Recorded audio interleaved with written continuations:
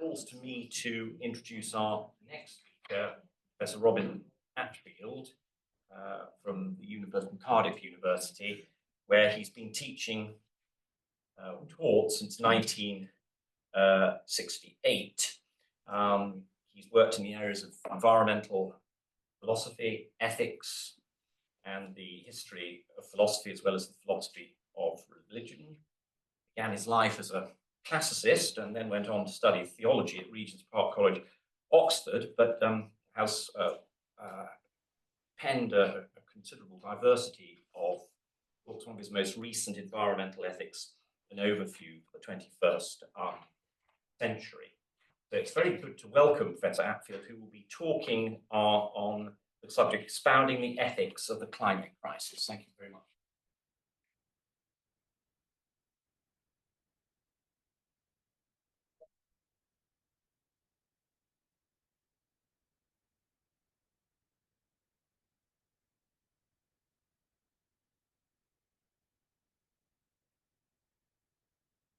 Thank you very much for that welcome.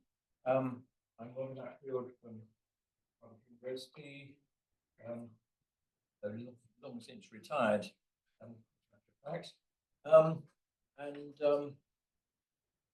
I would first like to express my thanks to the Schweitzer Institute and to Benedict Rattigan for inviting me to address this conference. And slide 2 is already in place, which is excellent. Like Schweitzer, I am a biocentrist, recognizing the independent value of the flourishing of all living creatures. I would not necessarily defend this stance as Schweitzer would have done in terms of respecting the will to live of all the organisms that we humans live among. Schweitzer had this position in Civilization and Ethics, 1923. And I'm reluctant to ascribe to beings other than animals, including humans, and other than God, properties such as having a will. But maybe Schweitzer had in mind not so much the purposiveness celebrated by Schopenhauer and the World as Will and Representation, 2010, but rather the conatus, or drive to develop in accordance with the inherited nature of one species, a central theme of Spinoza. And if so, I would be happy to align myself with this ground for concern for all living beings, whether human or non-human, animal or non-human, animal or non-animal.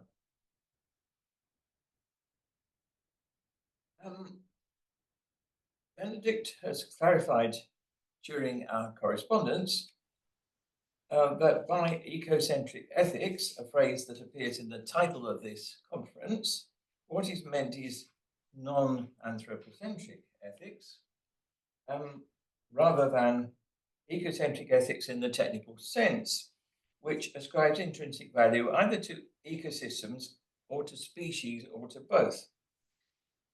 Like Schweitzer, the range of entities that I take to have moral standing extends to all living beings, present and foreseeable, but not their assemblages, ecosystems, nor their lineages, that is, species.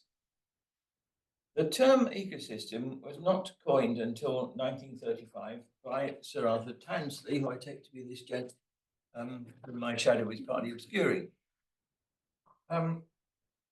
See my book of 2021, in which by which time Schweitzer had in fact completed some of his main works.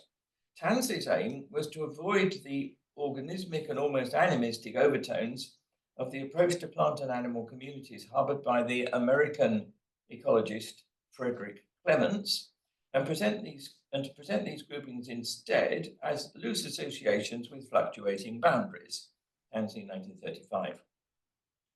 Clements' tendencies, however, are now being read back into Tansley's concept, with the result that some people regard ecosystems themselves as bearers of moral standing, and this makes these same people ecocentrists in the technical sense. But if Schweitzer had been aware of Tansley's concept, he would probably not have taken this step and would have distanced himself from ecocentrism, at least of this kind. There is, in fact, a parallel debate about species, but once again, what matters is surely of particular creatures, rather than their kind or sort, despite the important difference that is made by belonging to one natural kind rather than another. Hence my choice of biocentric to describe my ethical stance rather than ecocentric. What is also important, however, is that we take seriously the flourishing of non-human living creatures, as well as that of human beings, and therefore that we adopt a non-anthropocentric stance rather than an anthropocentric or humans-only stance. And that allows me to align myself with the real thrust of this conference, as opposed to the technical meaning of the term ecocentric, namely that we should be concerned, the thrust being that we should be concerned about all living beings, and not just about those that are human. It is not as if ecosystems or species were unimportant. For making the lives of future creatures possible involves defending certainly their species, and usually their ecosystems. But saying this does not mean that either ecosystems or species have moral standing as such. Later, I will draw attention to some policy differences that biocentrism makes in practice, but that cannot be done until I have outlined the crises that we are confronting. Schweitzer would have been aghast at the recent deforestation of the primeval forest that he wrote about, which has mostly taken place in the period since his death in 1965. He would probably have reacted in the same way to the greenhouse gas emissions that were found some decades after his death to be causing global heating, and among its outcomes, the destruction of many forests. And also at the air pollution that is making the roads of our great cities unsafe to breathe as a result of emissions from vehicles, boilers, and factories. The book that I have recently published, which is this one, The Ethics of the Climate Crisis, is about the three crises of climate change, biodiversity loss, and air pollution after 2024. And in response to Benedict's invitation, I will be describing it here with particular reference to its biocentric aspects and related policies and remedies. The early chapters concern these three crises.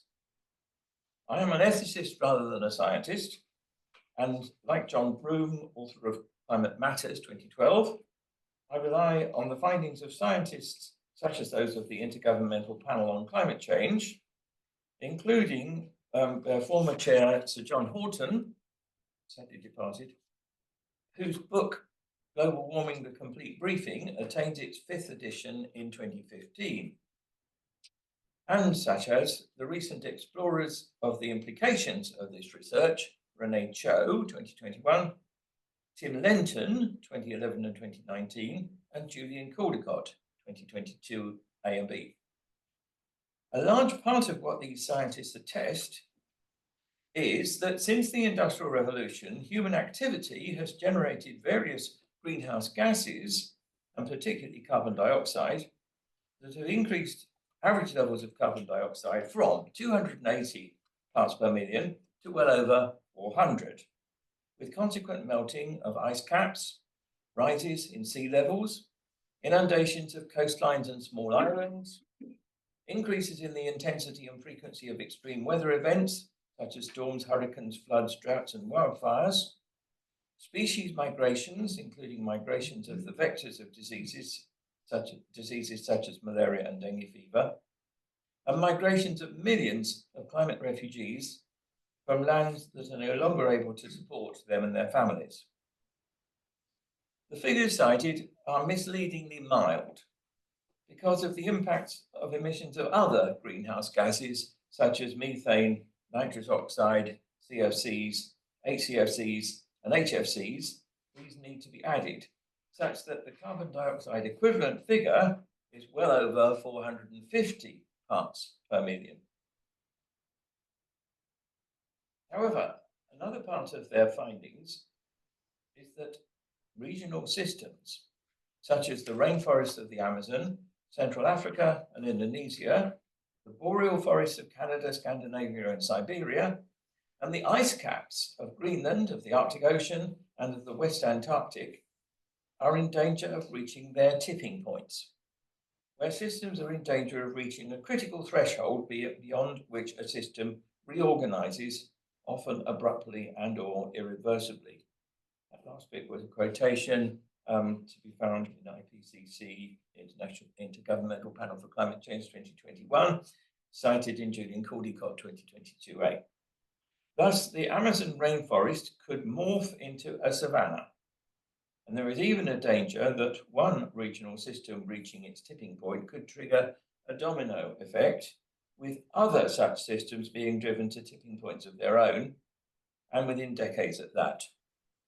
As Tim Lenton argues, there is too great a risk of tipping points being triggered not to take this risk seriously. Accordingly, this is an important part of the context in which climate action and action to preserve forests should be considered. I should add that the systems in question are not ecosystems, such as particular rivers or plains or mountains, but regional systems, such as the entire rainforest of the Amazon region, which includes the forests of the Orinoco River and the Guyana Highlands, as well as the many rivers that flow into the Amazon River itself. The endangered character of many regional systems forms the background of a section later in the book, where the ethics of people offsetting the carbon emissions of their flights is in question. Against the view that it is indifferent where trees whose photosynthesis would capture the carbon emitted are planted or to be planted, view of John Broome, it is there argued that policies should be adopted of planting trees to restore and sustain regional systems, such as the rainforest of Borneo. Corridors of riverine forest replanted there can restore the truncated range of forest creatures and thus the sustainability of the forest. Similarly, judicious planting to restore the boreal forests of Canada could help postpone or prevent those forests reaching their tipping point. Here I have been jumping ahead in the book, but in a way that explains how systems theory can be relevant to ethical decisions, including decisions capable of benefiting individual animals and their descendants. The chapter following the one on global heating and its impacts concerns the crisis of biodiversity loss, and also another associated global crisis, that of air pollution. Air pollution might well have troubled Schweitzer because of its impacts on the health of both humans and non-human animals. For most of the world's major cities and the highways that radiate from them have air of a quality that falls below international standards and that endanger the health of many of their residents and travellers. But perhaps an even greater crisis is that of biodiversity loss, with rates of species extinction having risen to between 1,000 and 10,000 times the natural rates of the pre-industrial past, and also with an average decline of 68% on the population of mammals, birds, fish, reptiles, and amphibians, and an even steeper decline in the populations of insect species. WWF 2022, which obviously include the pollinator species on which we all depend. As Elizabeth Colbert argues in The Sixth Extinction and Unnatural History, the current mass extinction compares with the 5 of the geological past, Colbert 2014. And as Rupert Reed comments in Why Climate Breakdown Matters, it is putting at risk the biosphere, or in his language, Gaia. That's to be found in Reed 2022. The crisis encompassing species extinctions and population declines is serious, even if we adopt a human-centered or anthropocentric value stance, because we are at risk of losing pollinators like honeybees, plus many resources with potentials for the nutrition of humanity and the healing of human ailments and injuries. But if, as is argued later in the book, we adopt a broader value theory and recognize the moral standing of other living creatures, then this crisis is more directly alarming and disastrous. The chapter on the biodiversity crisis does not actually argue that in calling this crisis a crisis, we are implicitly accepting a non-anthropocentric ethic, but perhaps that could have been argued.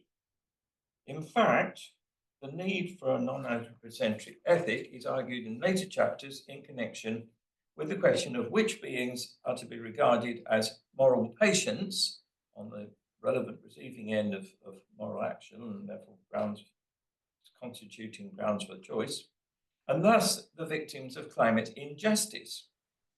What is argued at this stage is that the three crises of global heating, biodiversity loss, and air pollution have overlapping causes, including greenhouse gas emissions and certain agricultural and technological processes, and are thus facets of a single emergency which involves us in adopting some kind of moral stance as we approach how to tackle these crises. And this takes us at once to ethics and to moral reasoning. Many people seem to think that there is no such thing as moral reasoning, having swallowed a counter-ethical language that represented as not stating facts, but rather expressing emotions and nothing else or nothing more.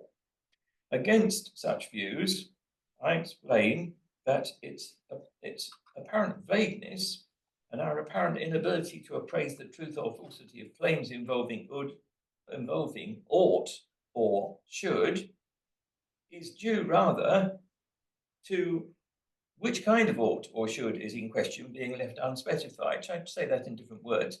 Failure to specify which sort of ought is in question.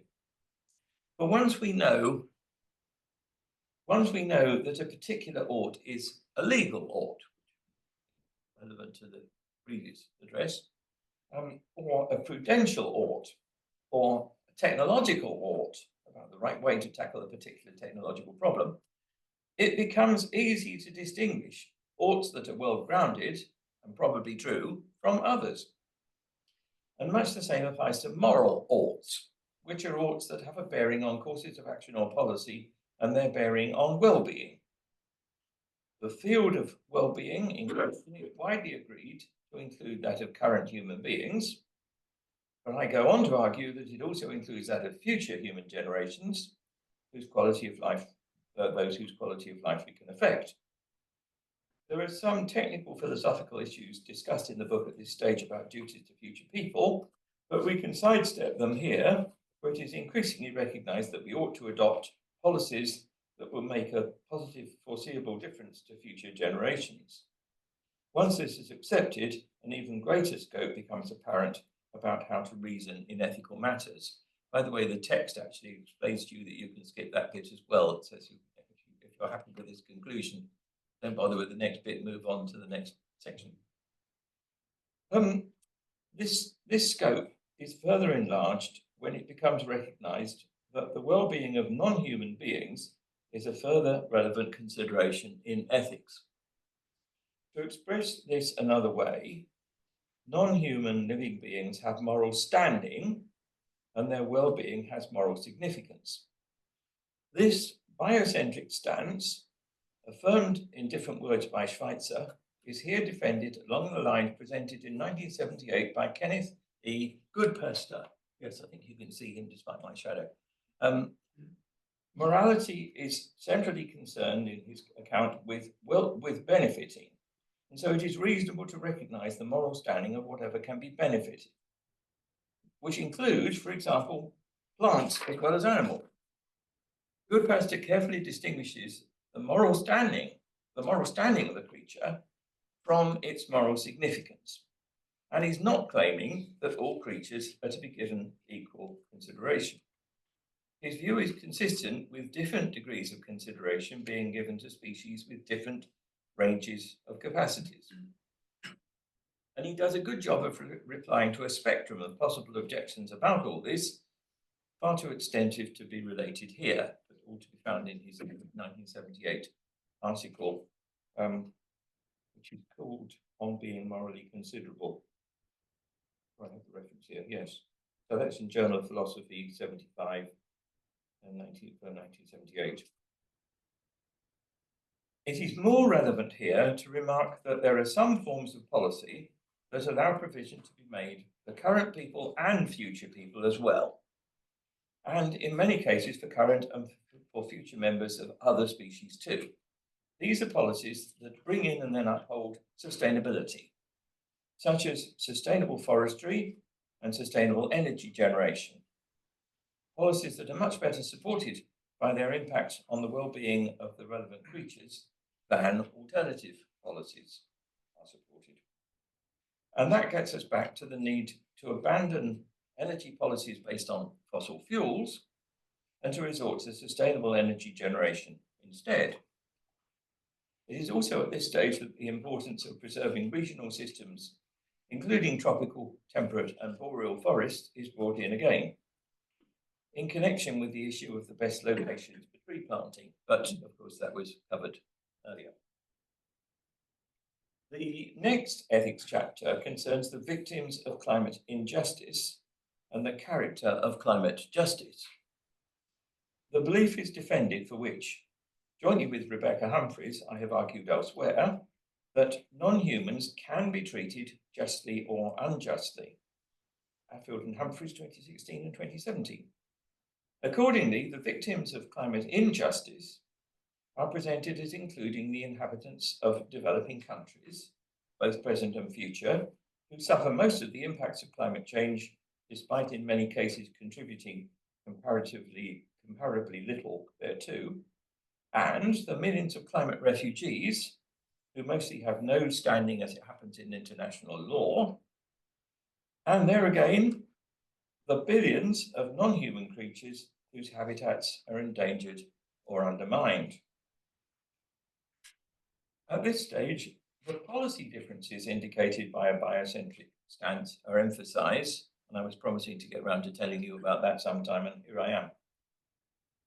That there are such differences becomes clear as soon as we reflect on space exploration, where it is intuitively clear that investigations of planets or moons capable of bearing life, and thus living organisms, requires much greater care than the study of other cosmic bodies, however elementary the life forms present may be in the planets or moons. Indeed, people's ready recognition of this suggests that the same people are implicitly biocentrists already. But of course, there are more policy differences with respect to our home planet, where much greater care is called for of the interior of forests and of mountain ranges that are sparsely inhabited or uninhabited by human beings than an anthropocentric ethics requires. There again, the creatures of the deep oceans need to be taken into careful consideration when proposals are made to dredge them for valuable minerals. And the creatures of coral reefs, vulnerable as they are to bleaching, need to be considered in all projects likely to raise ocean temperatures, which seems to lead to bleaching of coral reefs. There are also living creatures, it has been discovered, resident in lakes 2 miles beneath the Antarctic ice shield. And one of the implications of biocentrism is that care should be shown to avoid exposing these lakes to the waters of the oceans, as could happen if the melting of ice shields continues. These policy implications go well beyond those of sentientism, the view that moral standing extends to sentient creatures only. Sentientism has difficulty explaining, for example, the ethical limitations on space exploration that have been mentioned, because the likelihood of sentient creatures being found on other moons or planets of the solar system is extremely slight, and yet most people recognize that these ethical limitations are applicable even if plants or animals of much simpler kinds could exist there, that is on those moons or planets, and could thus be in need of protection. In matters of the shape of climate justice, the book argues that while there is a strong case for polluting countries, corporations, and individuals being asked to pay for climate change and adaptation, that it should pay, and in particular for climate reparations, this is not always possible, because many polluters have died, and many polluting countries and empires no longer exist, such as Yugoslavia, the Soviet Union, and the empires of Britain, France, Belgium, Spain, Portugal, and the Netherlands. In view of the universality of climate change and its impacts, it is rather all the countries with the ability to pay that should underwrite the costs of mitigation and adaptation, assisting the countries affected by climate calamities, which should themselves contribute if able, and which should determine the forms that mitigation and adaptation should adopt locally, because it is their own future that is at stake. And with regard to matters of governance, it is also suggested that some form should be found for the representation of future inhabitants of each country in their legislatures to avoid the prevalent short-termism of government policy. Just while we're still, can you stay with the previous one? Thank you. Just while we're on that one, the slide refers to COP29, which concludes today, but with partial success, but not at all for thoroughly addressing this matter. But there will be scope for reviewing national contributions in COP30 next year as well. There follows a chapter on the political implications of all this. One question here addressed is what countries should do when other countries default on commitments that they have made, since ours is an imperfect world.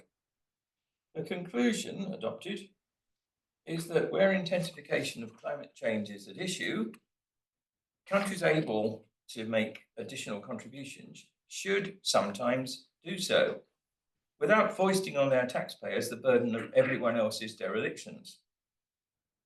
Also, changes are advocated, such as withdrawing from treaties that allow corporations to take to law countries whose climate policies could reduce the profits of those corporations.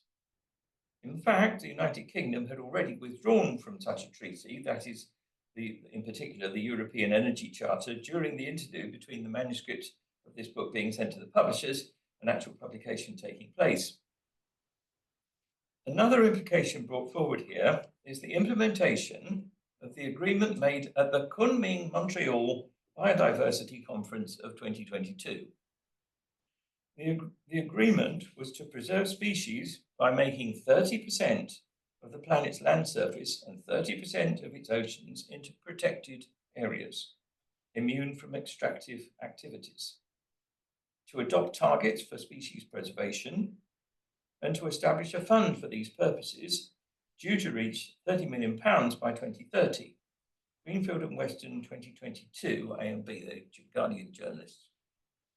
These aims, however, will not be easy to achieve, since many countries are liable to suggest that the protected areas, at least of land, should be located not on their territory but elsewhere, and also because of reluctance to fund biodiversity overseas. Thus, the implementation of this agreement, much needed as it is if species loss is to be curtailed, is now needed as a goal alongside action on climate change. In particular, the maritime protected areas should allow many species to recover their numbers and thrive as they did before the days of industrialized fishing. The Kunming-Montreal Conference is one of a series of international conferences on biodiversity. They're also called COPs, but they have obviously a different numbering. And so there is reason to hope that progress towards implementation of its agreement will be made at the coming conferences of this sequence, if campaigners campaign for this to happen. Thanks. But perhaps the most important political measure defended in the book is the proposal to amend the Statute of Rome to include ecocide as an international crime, alongside genocide, aggression, war crimes, and human rights abuses. Ecocide is defined in effect like this, but I'm not going through the full definition. Ecocide is defined as knowingly causing significant environmental damage that is either long-lasting or widespread. The detailed wording proposed by the campaigning organisation Stop Ecocide International, as shown on the PowerPoint, avoids mention of intentions, which are extremely difficult to prove, resorting instead to countries acting with knowledge, or corporations acting with knowledge of large likely environmental impacts, something that large corporations and countries with their access to relevant experts could be expected to avoid. At the same time, the scope of the definition means that small and medium-style enterprises are in any case exempt.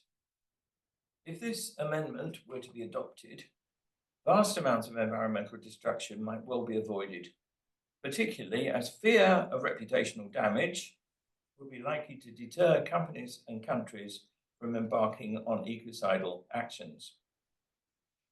Since no more than a 2/3 majority of the 124 signatories of the Treaty of Rome would be required, and no country has a veto, and since some of the signatory countries, like Vanuatu, are poised to lose their entire territory through inundation, and are now proposing such a measure, as was done on the 13th of September this year, agreement about such an amendment is far from being out of the question. The final chapter concerns obstacles to action in matters of climate, biodiversity, and pollution. Some of the main obstacles are emotions or attitudes that underpin motivation to campaign or to secure appropriate solutions. These include apathy and despair, where what is needed is belief and hope. I will return to these matters shortly, but first want to mention another obstacle, the belief that all the other parties are fundamentally self-interested and therefore untrustworthy and unreliable as allies. This stance can be found embedded in Garrett Hardin's model of the tragedy of the commons, which maintains that common or shared resources are always going to be exploited because of the self-interest of participants, and that open systems of shared resources should therefore be replaced by, quote, mutual coercion mutually agreed upon, unquote, Hardin, 1968. Before I go on, I should emphasize that I'm not rejecting this conclusion across the board, as a regulation of some shared resources, such as clean air, is often a good plan, and often, as in this case, there is no way of coping with kinds of pollution such as air pollution other than national and/or international regulation.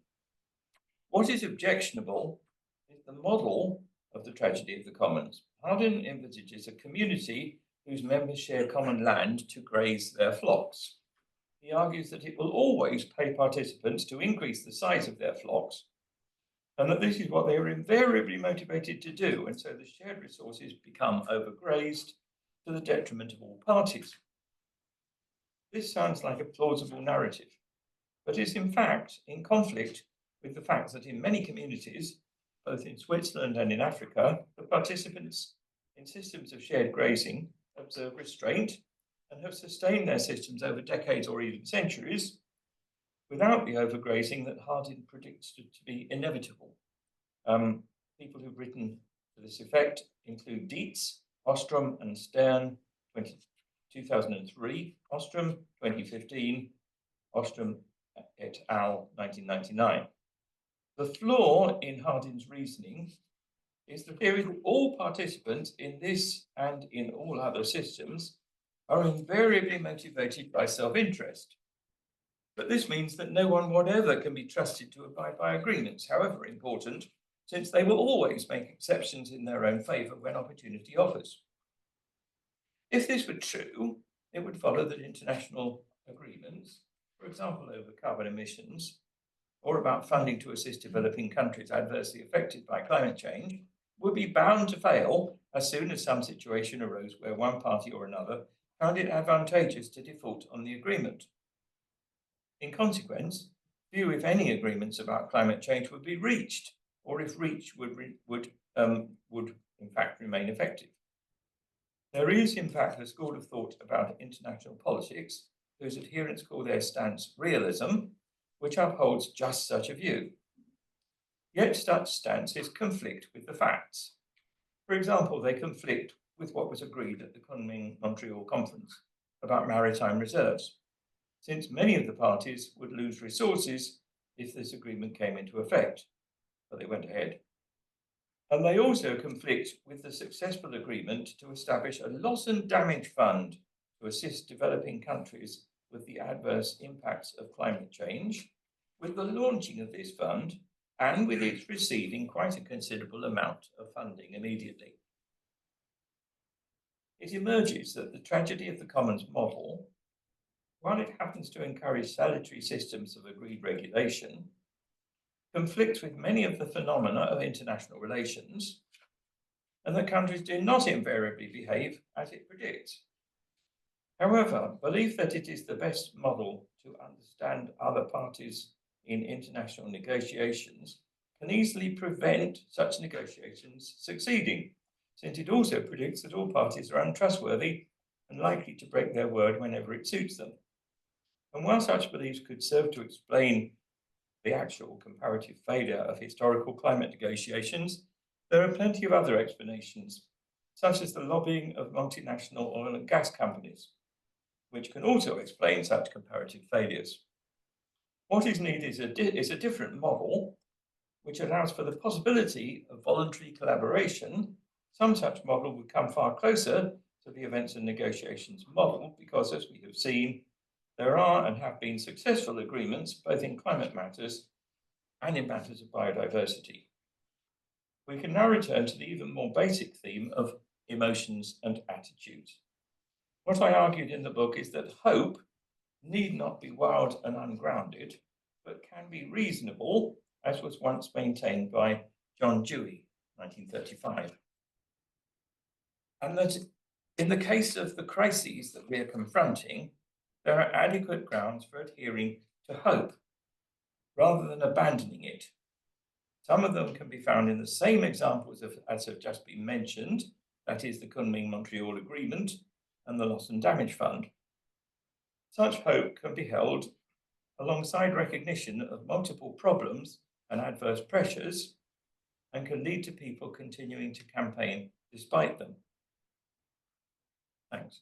But I now want to add some themes about hope, supplied by Darrell Mullendorf, partly in his 2022 book, Mobilizing Hope, Climate Change and Global Poverty, and partly within the defense of that book and a reply to critics in his essay, Replying to Comments on Mobilizing Hope, in the summer number of Environmental Ethics of 2024, just a few months ago. Before coming to Mullendorf's comments on hope, I should stress that his various stances are not all ones which I am in sympathy with. In particular, his view that non-human animals cannot figure in accounts of justice is what led Rebecca Humphries and me to argue to contrary effect in our two-part article of 2016 and 2017 already mentioned. I should also explain that news of his 2022 book did not reach me in time to refer to it in my 2024 book, as the manuscript of that book needed to be supplied to the publishers in the late spring of 2023. However, on the theme of hope, Mullendorf had something important to draw to attention. The standard account of hope was put forward in 1963 by R.S. Downey. To hope for X is both to desire X and to believe that X is possible. Downey, 1963. About this account, Mullendorf comments that it fails to distinguish hope from despair, as in his example in which a prisoner who despairs of escaping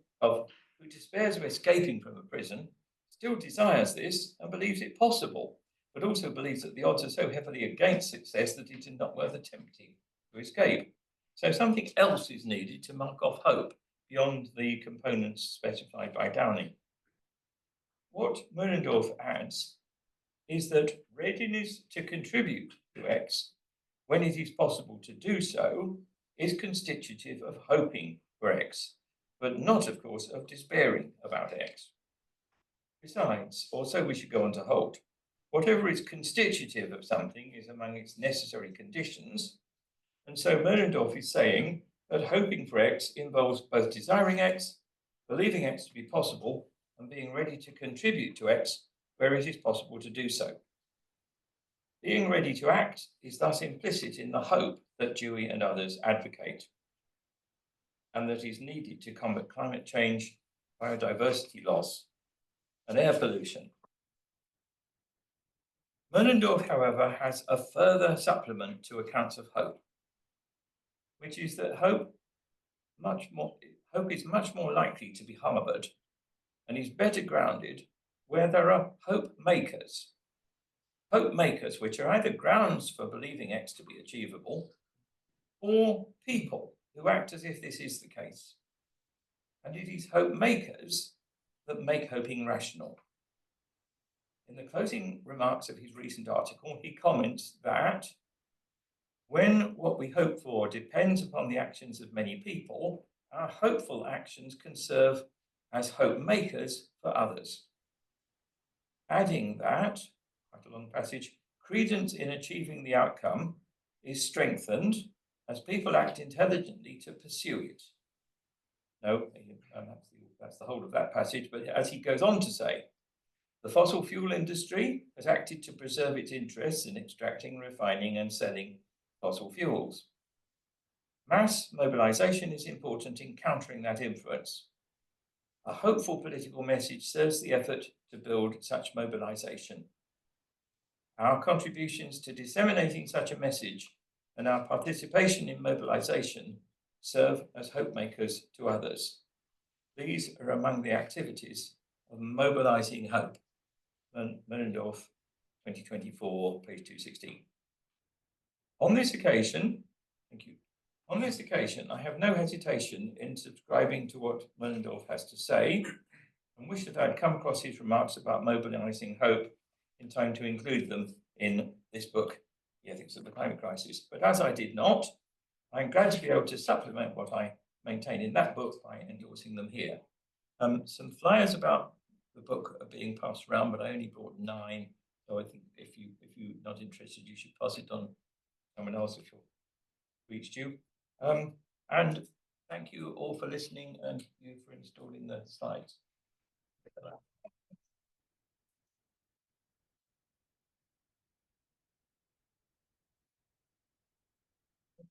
Time for questions and answers. Yes, we do have a little bit of time.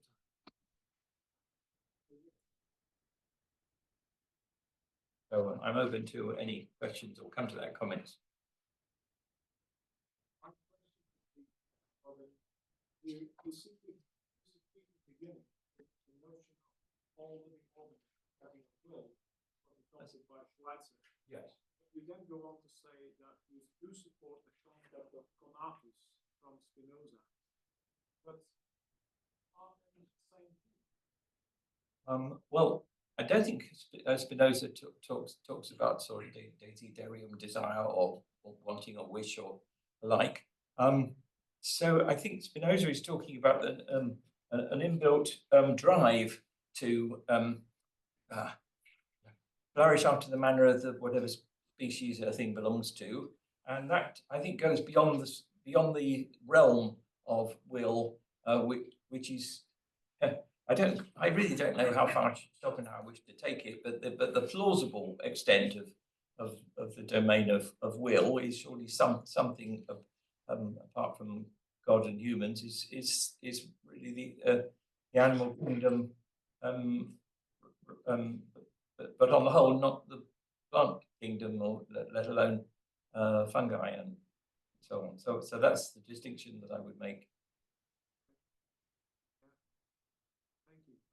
Thank you. Yeah, more comment than a question, but following on from that, I think doesn't Freya Matthews call it autopoiesis? I think she's based that on it, at least on Spinoza's ideas. This idea of self-realization, self-realization, or self-creation. Yes, I'm sure that's true. I do quite often quote Freya Matthews, and in particular her article about honeybees as and the decline of honeybees as a symptom of global disorder syndrome. I met her once, so yes, it's a very interesting notion which needs some teasing out.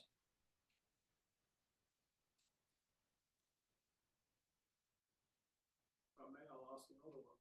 I mean, I disagree with your theory about the will, but that's another matter. You know, I don't necessarily have to espouse what I think on that. When I was reading Cardiff, I didn't think he necessarily disagreed with the view that human beings can be more than self-interested agents. It's more that he thought, and this is a long time since I read an article, I must admit, more that he thought that imagine that we are all self-interested agents under a neoliberal capitalist regime. In such a regime where there's an absence of communication between agents, everybody is seeking to maximize their own benefits, we would almost sort of inevitably end up in this overgrazing situation. And which is why he adopted the view that we indeed need mutual coercion, mutually agreed upon, to get out of this system. In other words, we need to rein in capitalism. So I don't think Harden would necessarily disagree with your perspective, but that we are indeed capable of a lot more than just pursuing our narrow self-interest. But the problem, as I see it, in many environmental problems that we have today, is that we, unfortunately, we do not have this mutual coercion, mutually agreed upon, because we lacked so many international agreements that we urgently need to solve the crises that we have talked about so eloquently. And that's the problem, because if we decide in the UK to cut our emissions, to reduce our dependency on fossil fuel, the fear is that in the absence of an international agreement, other countries are going to simply lap up everything that we are leaving behind. Say, thank you very much, we'll have the extra oil. Right, I very much agree with the later parts of what you were saying. We do need international agreements of various kinds of regulation, including, of course, more stronger ones about air pollution, which is each day's news broadcasts bring up new places where that's killings, both creatures, both humans and other creatures. Red kites fall out of the sky apparently in Delhi. I guess I interpret Hardin a little differently, but I'm not quite sure. In attempting to reply to what you're saying, I think it depends how much you build into the model of liberal individuals. If you build in that they are self-interested, then that shows the model doesn't actually fit the world. If you don't and leave it broad and general, then he isn't going to get his conclusion for those traditional non-liberal societies which have herdsmen traditionally agreeing in places like southern Ethiopia. And I don't think he is sort of so sophisticated as to get it right. My impression is that he is just encouraging us to believe that all the others will always act in their own interest, and that is constricting of what can in fact be achieved through negotiations, whether negotiations between trade unions and managements or negotiations at international fora.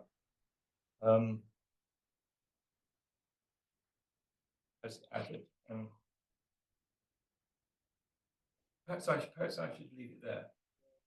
The way I'm just thinking, for example, if 19 countries say we want to rein our emissions, one country, imagine this country is the USA, probably not a bad example of the current political situation, says we're not cooperating, then chances are that the USA is going to increase its emissions.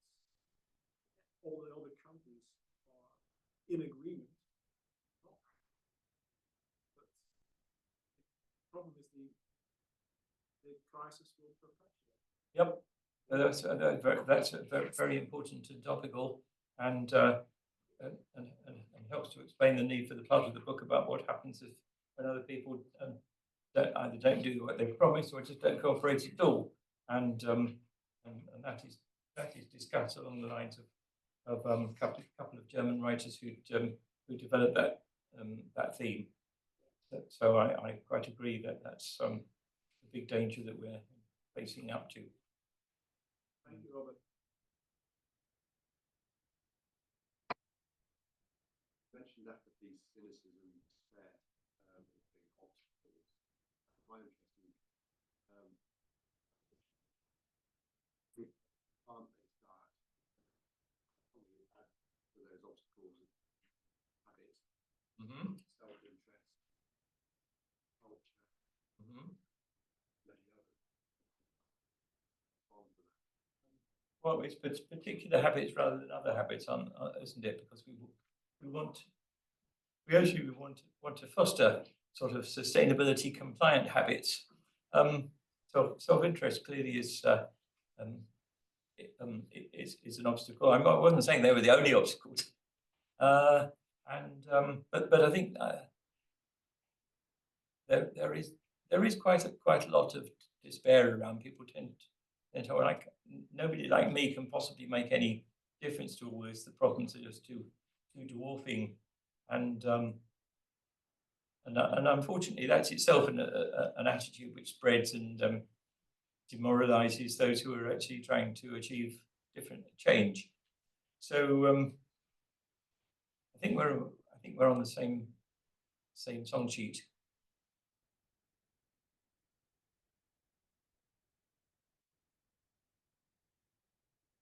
Not a question, but just to say thank you for just bringing into the sort of discussions the ecocide legislation. I'd completely forgotten about it. One years of great work on kind of ecocide.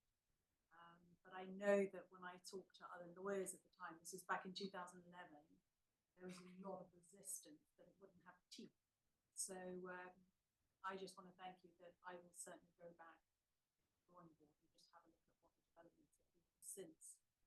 Well, thank you for saying that. It gives me an opportunity to just regale people with what's been happening recently. So there's a body called Stop Ecocide International, which Polly Higgins founded, and I think is she no longer alive, possibly. But they produced a very fine legal definition where all the terms have an accepted interpretation, and that was available to all and sundry to consider. But as a matter of fact, on September the 13th, Vanuatu proposed an amendment to amend the Statute of Rome to introduce ecocide as a crime alongside aggression and genocide, etc. And they did this with the support of Fiji and Samoa, and they adopted an unusual procedure. So instead of this being proposed with a view to being voted on in about 2 weeks' time at The Hague, as was likely, they must have been advised to do this. It was referred to a working party on amendments, and the working party on amendments, which is trying, the nations concerned, there are a dozen or so nations, they're trying to remain anonymous so they're not subjected to improper pressure, as would be likely if they were known, are actually trying to boost this measure by soliciting support.